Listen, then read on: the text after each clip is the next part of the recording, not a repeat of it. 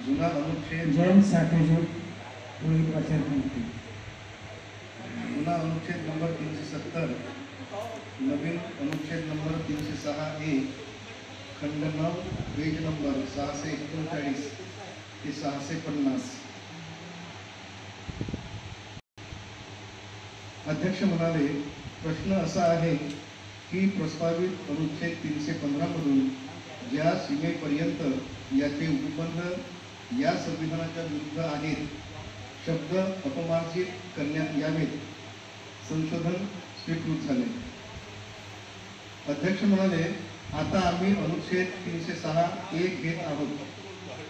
असे सुचविण्यात आले आहे की आम्ही उद्देशिकेपासून आरंभ करणे उचित होईल, ती प्रस्तुत करता येईल.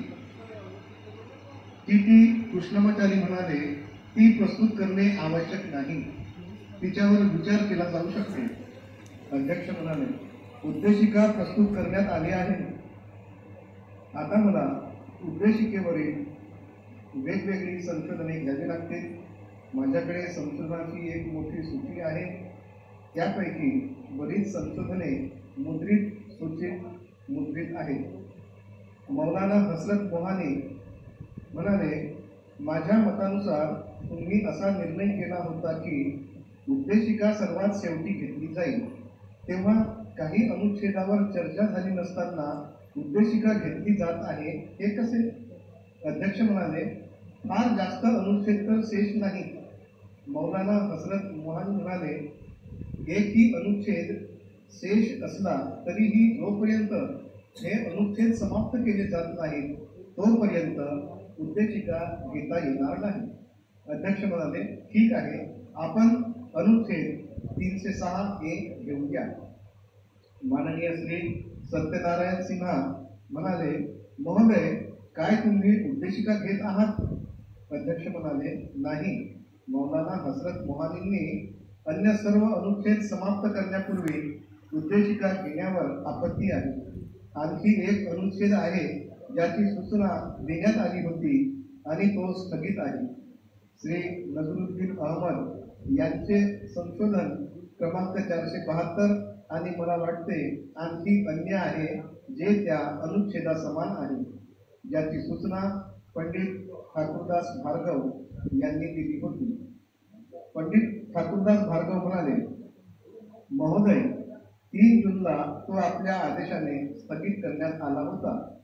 अध्यक्ष म्हणाले, तर काय आहे त्याला आता घ्यावे? त्यापैकी आम्ही कोणते संशोधन घ्यावे? श्री नजीरुद्दीन अहमद यांचे की पंडित ठाकूरदास भार्गव यांचे? पंडित ठाकूरदास भार्गव म्हणाले, महोदय, मी प्रस्ताव उपस्थित करतो.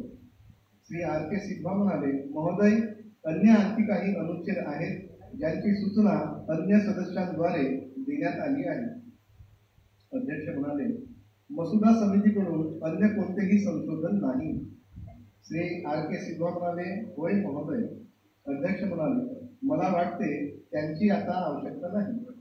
पंडित ठाकूरदास भार्गव म्हणाले, महोदय, मला वाटते श्री गोपालस्वामी अय्यंगार आताच आले आहेत, म्हणून ते जेव्हा आपला प्रस्ताव उपस्थित करतील त्यानंतर मला आज्ञा देण्यात यावी. अध्यक्ष म्हणाले, असे बरेचसे अनुच्छेद आहेत ज्यांची सूचना देण्यात आली होती आणि जे सोडून देण्यात आले होते. प्रत्येक दृष्टिकोनातून आम्ही संविधानावर विचार केला आहे आणि आता नवीन अनुच्छेद घेणे आरंभ करू शकत नाही. मी जाणतो की पंडित भार्गव यांचे संशोधन स्थगित करण्यात आले होते, परंतु ते अन्य संशोधनांतर्गत घेतले. पंडित ठाकूरदास भार्गव म्हणाले, महोदय, ते अन्य कोणत्याही संशोधनांतर्गत घेत नाही. अध्यक्ष म्हणाले, ठीक आहे, आता आम्ही अनुच्छेद 306A घेत आहोत. श्री गोपालस्वामी अय्यंगार. माननीय श्री N. गोपालस्वामी अय्यंगार म्हणाले, महोदय, प्रस्तावाचे वाचन करण्यापूर्वी मला पदसंख्या 379 प्रस्तुत न करण्याची आणि त्याच्या स्थानी पदसंख्या 450 प्रस्तुत करण्याची आज्ञा देण्यात यावी. यासाठी मी निवेदन करतो. महोदय, मी प्रस्ताव प्रस्तुत करतो की सूची 15 दुसरा सप्ताह त्या संशोधन क्रमांक 379 च्या निर्देशानुसार अनुच्छेद 306च्या नंतर निम्नलिखित नवीन अनुच्छेद तुम्ही वाचता का ताई? यावा. 306A वाचा ना. या संविधानात काही अजून असले ऐका. तरी अनुच्छेद 211A कोणते? च्या तरतुदी हा? जम्मू व काश्मीर अच्छा, हा, हे राज्याच्या सगळं. संबंधात लागू असणार नाही. उक्त राज्याकरिता कायदे त्यासाठीच करण्याचा रात्रभर संसदेचा थांबलो. अधिकार मध्यंतरी पुढील आली होते बाबीपुरता प्रॉब्लेम तो. मर्यादित असेल. पण ते मग एक, आम्हीच केलं, यांना केलं एखादी संस्था आणि भारतीय ते उपनिवेशात आता जे चार सामील केले होण्याबाबत त्यांना प्रवेश केलं. शासित त्यांना करणाऱ्या तर गॅप पडली असते. सामीलनाम्यात ज्यांच्या संबंधी उपनिवेशाच्या विधानमंडळाला त्या संस्थानाकरिता कायदे करता येतील अशा बाबी म्हणून ज्या बाबी विनिर्दिष्ट केलेल्या असतील त्या बाबींशी ज्या समन्वय असल्याचे राष्ट्रपतीने राज्याच्या शासनाचा विचार घेऊन घोषित केले आहे अशा संघ सूचीतील आणि समवर्ती सूचीतील बाबी आणि 2 त्या राज्याच्या शासनाच्या सहमतीने राष्ट्रपती आदेशाद्वारे विनिर्दिष्ट करतील अशा उक्त सूचीमधील अन्य बाबी. स्पष्टीकरण. या अनुच्छेदाच्या प्रयोजनार्थ राज्याचे शासन याचा अर्थ अशी व्यक्ती ज्या व्यक्तीला संघ महाराजांच्या दिनांक 5 मार्च 1948च्या उद्घोषणाच्या अधीन. महोदय, आपल्या अनुमतीने मी येथे एक परिवर्तन करू इच्छितो. नियुक्त शब्दाच्या स्थानी त्या समयी पदस्थ शब्द ठेवू इच्छितो. यानंतर शेष स्पष्टीकरण पूर्ववत आहे. पंडित उदयनाथ कुंजू म्हणाले, माननीय सदस्यांना आम्ही योग्य प्रकारे ऐकू शकलो नाही. माननीय एन गोपालस्वामी अय्यंगार. स्पष्टीकरण. या अनुच्छेदाच्या प्रयोजनार्थ राज्याचे शासन याचा अर्थ संघाने जम्मू व काश्मीरचा महाराजा म्हणून तत्समयी मान्यता दिलेली महाराजांच्या दिनांक 5 मार्च 1948च्या उद्घोषणानुसार तत्समयी अधिकाररूढ असलेल्या मंत्री परिषदेच्या सल्ल्याने कार्य करणारी व्यक्ती असा आहे. म्हणून मी नियुक्त शब्दाच्या स्थानी तत्समयी अधिकाररूढ शब्द ठेवले आहे. सी. अनुच्छेद 1च्या व या अनुच्छेदाच्या तरतुदी त्या राज्याच्या संबंधात लागू असतील. डी. या संविधानाच्या अन्य तरतुदींपैकी राष्ट्रपती आदेशाद्वारे विनिर्दिष्ट करतील अशा तरतुदी असे विनिर्दिष्ट अपवाद व फेरबदल यासह त्या राज्याच्या संबंधात लागू असतील. परंतु उपखंड बी परिच्छेद 1 मध्ये निर्देश केलेल्या संस्थानांच्या सामीलनाम्यातील विनिर्दिष्ट बाबींशी संबंधित असेल असा कोणताही आदेश त्या राज्याच्या शासनाचा विचार घेतल्याखेरीज काढला जाणार नाही. परंतु आणखी असे की लगतपूर्व परंतु का निर्दिष्ट केलेल्याहून अन्य बाबींशी संबंधित असेल तसा कोणताही आदेश त्या शासनाची सहमती असल्याखेरीज काढला जाणार नाही. 2.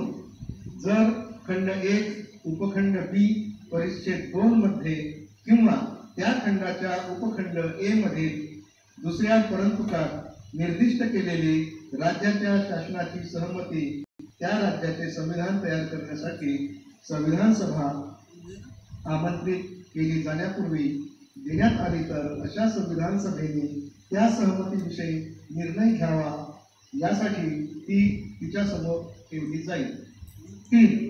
या अनुच्छेदाच्या पूर्वगामी तरतुदींमध्ये काहीही असले तरी राष्ट्रपतीला तो निर्दिष्ट करेल अशा दिनांकापासून हा अनुच्छेद प्रवर्तनात असणार नाही किंवा तेव्हापासून विनिर्दिष्ट अशाच अपवादांसह व फेरबदलांसह प्रवर्तनात राहील असे जाहीर अधिसूचनेद्वारे घोषित करता येईल. परंतु राष्ट्रपतीने अशी अधिसूचना काढण्यापूर्वी खंड 2 मध्ये निर्दिष्ट केलेल्या राज्यांच्या संविधान सभेची शिफारस आवश्यक असेल. महोदय, या विषय प्रस्तावाचा विषय जम्मू व काश्मीर राज्याशी संबंधित आहे. ही सभा या बाबींशी पूर्णतः परिचित आहे की या राज्याने भारताच्या उपनिवेशात प्रवेश केला आहे. प्रवेशाचा इतिहासही सर्वांना ज्ञात आहे. प्रवेश 26 ऑक्टोबर 1947 ला झाला. त्यावेळेपासून राज्याचा इतिहास चित्रविचित्र राहिला आहे. राज्यात अवस्था अजूनही शांतीपूर्ण नाही.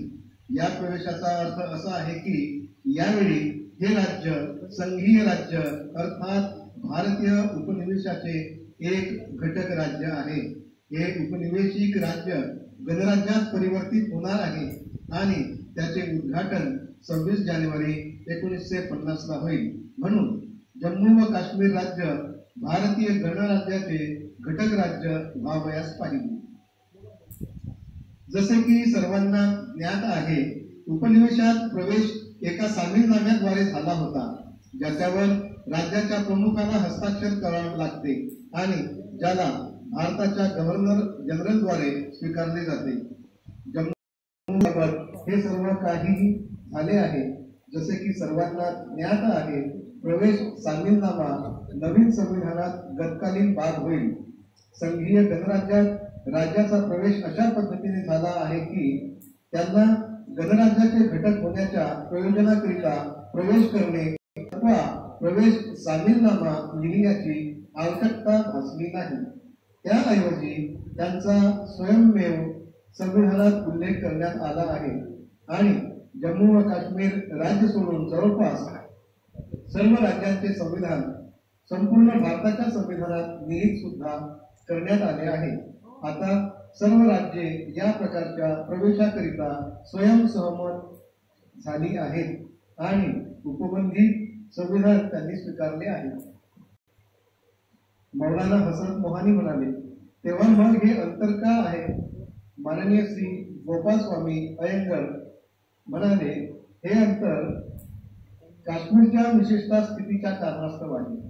हे विशेष राज्य या पद्धतीने प्रवेशाकरिता पूर्णतः तयार नाही. येथे उपस्थित प्रत्येक व्यक्तीला ही आशा आहे की उचित समयी जम्मू व काश्मीर